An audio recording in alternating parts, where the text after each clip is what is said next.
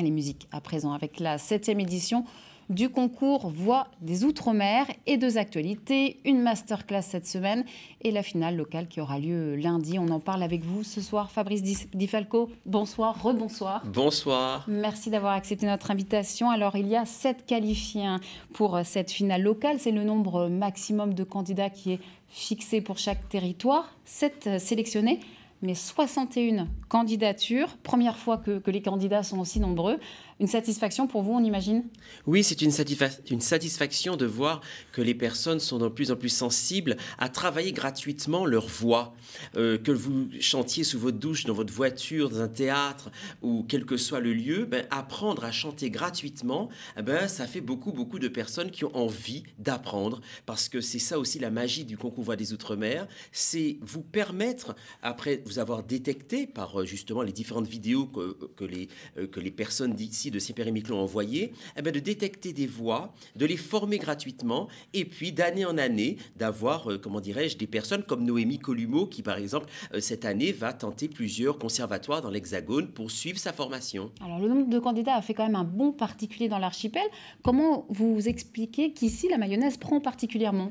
La mayonnaise prend ici parce que je pense que tout le monde aime chanter. À partir du moment où le concours Voix des Outre-mer est venu, nous avons eu beaucoup de personnes qui étaient intéressées par le chant.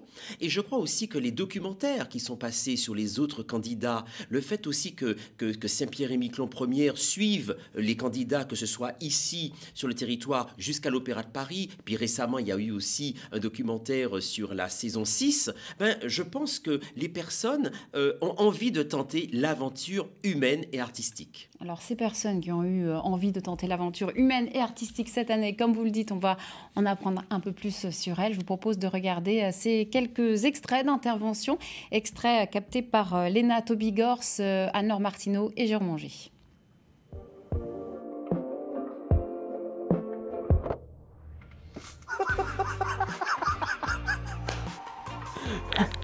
Ok, c'est parti pour moi. Voilà.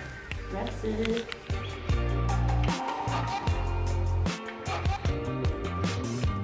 Back down in the city, she's after no good long haul, looking pretty. She's out of her mind on a lonely night, lonely night.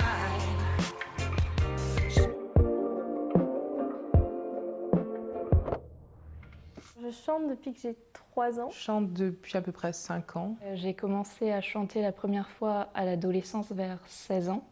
Bon, j'ai toujours un petit peu chanté, donc avec ma mère qui était chanteuse lyrique. Je chante dans ma chambre depuis toute petite. Un peu moins d'1 an.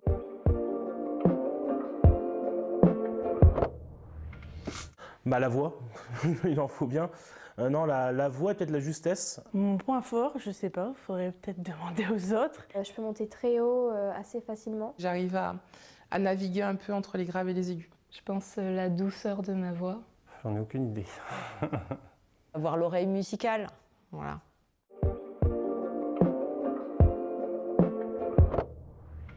Le stress. Moi, j'ai jamais chanté lyrique auparavant. Je suis pas toujours juste.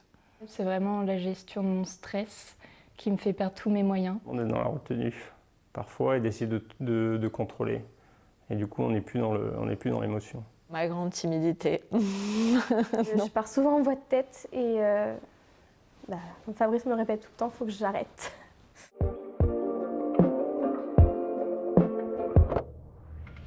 La tarte au maroilles. J'y vais comme ça et je me dis ça passe, c'est bien, ça passe pas, tant pis. Moi j'aime bien regarder tout le monde passer.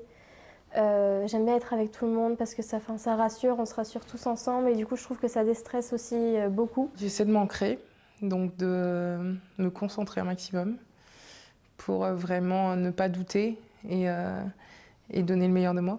Donc je cherche toujours un moyen de gérer mon stress, où je pense me détendre, parler avec les autres, rigoler, ça peut être un moyen de penser à autre chose. Je pense qu'il ne faut pas trop réfléchir en fait. C'est comme quand on va se baigner dans une eau froide. En fait, si on réfléchit trop, en fait, on n'y va jamais. Il faut se lancer et puis voilà.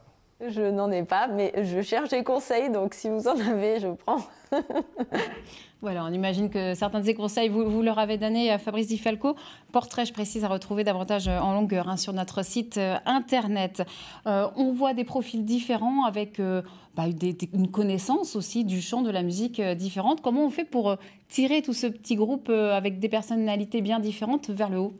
L'originalité de l'opéra, justement, c'est d'avoir, dans une œuvre lyrique, plusieurs rôles, quel que soit l'âge, quel que soit le personnage, le caractère. Et en tant que chanteur d'opéra, j'essaie justement de leur transmettre ma passion d'incarner un personnage. Avant même de parler de technique vocale, je leur parle d'incarner le personnage. Et c'est extrêmement important, et c'est ce qu'ils font. Vous avez vu, nous avons 7 personnes très très différentes, avec des âges différents, qui pourraient être 7 rôles à l'opéra. Et donc en réalité, l'un apporte à l'autre. Et c'est comme une famille, parce qu'en réalité, ils forment une famille, et comme un orchestre, on a un alto, un violon, une contrebasse, différents instruments, mais c'est comme un orchestre. Et je pense aussi que ça leur fait du bien de se retrouver ensemble, à entendre les masterclass, parce que je précise que les masterclass qu'on leur offre, bien sûr, c'est aussi des cours particuliers, mais devant les autres candidats. Donc, c'est-à-dire que non seulement vous avez votre cours de chant, mais devant les autres candidats. Et quelquefois, ce que je vais dire, par exemple, à Noémie, je ne vais pas dire la même chose à Vincent, mais pourtant, l'un et l'autre vont se comprendre, parce que l'idée d'une masterclass et l'idée de travailler la voix,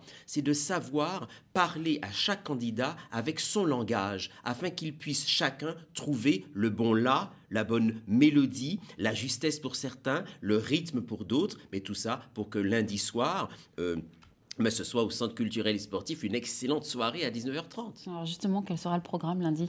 Le programme, c'est une aventure humaine et artistique, et une aventure aussi familiale, parce qu'on va retrouver des anciens candidats. Je tiens à rappeler que depuis la naissance de ce concours, plusieurs candidats retentent l'aventure d'année en année. Pourquoi ? Parce qu'en fait, grâce à l'aide financière de la mission aux affaires culturelles et à la mise à disposition des locaux par la collectivité territoriale, les candidats, c'est comme une sorte de conservatoire itinérant.